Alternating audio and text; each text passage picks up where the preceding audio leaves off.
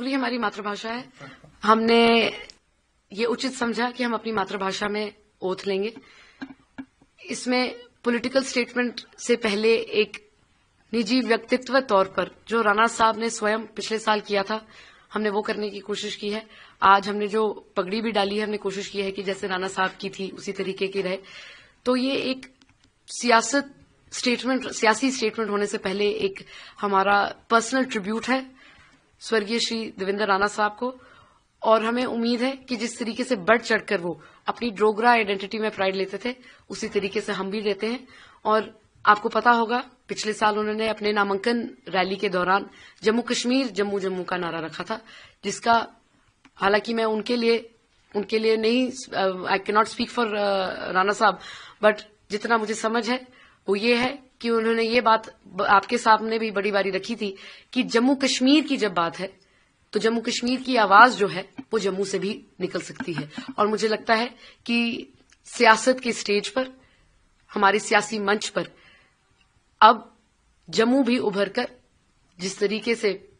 पिछले साल में आपने देखा है हमने अपना पक्ष बड़ी जगह रखा है, मुझे उम्मीद है कि और बढ़ चढ़कर जिस तरह से स्वर्गीय श्री देवेंद्र राणा साहब रखते थे वो हम उन्हीं के मार्गदर्शन पर चलकर रखेंगे। सबसे पहले तो मैं भारतीय सिक्योरिटी फोर्सेस का तहे दिल से धन्यवाद करती हूं कि दिन रात मेहनत उनकी हमेशा जो है रंग लाती है। उन्होंने बड़ी बड़ी हादसे होने से काफी बारी अवर्ट किया है और उनका हौसला अफजाई करना हमारा भारतीय नागरिक होने का फर्ज बनता है।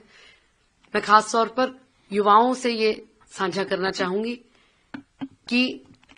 हमें सबसे पहले ये याद रखनी है बात कि हम भारतीय नागरिक हैं और भारतीय नागरिक होने का हमने फर्ज अदा करना है। जो चीज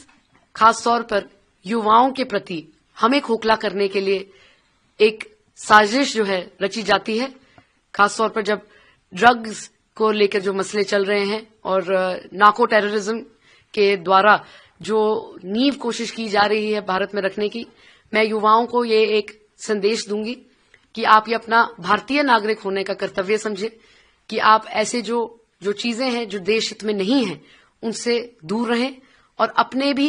फ्रेंड सर्कल्स में, अपने भी परिवारों में एक दूसरे को साझा करें। क्योंकि ये एक बहुत बड़ी, क्योंकि भारत देश का जो युवा है वो विश्व में सबसे आगे बढ़ने का क्षमता रखता है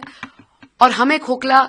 ये तब करने की कोशिश करते हैं जब हमारे युवाओं को खोखला करने की कोशिश होती है। हमने मिलजुल कर जिस तरीके से भारत देश के युवाओं ने हमेशा विश्व में हमारे